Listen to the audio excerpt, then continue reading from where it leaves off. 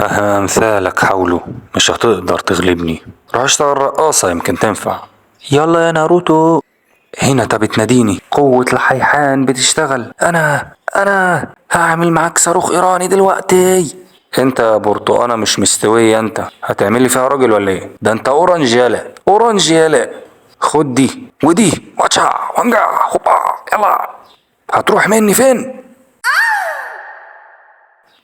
ايه ده؟ باين انه هيخسر ولا ايه؟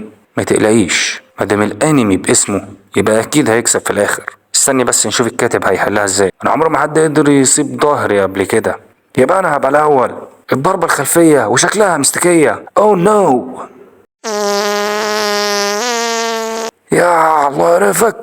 Oh my god. ناروتو مع انك وضحتنا، بس استغل الفرصة دي واكسب بسرعة.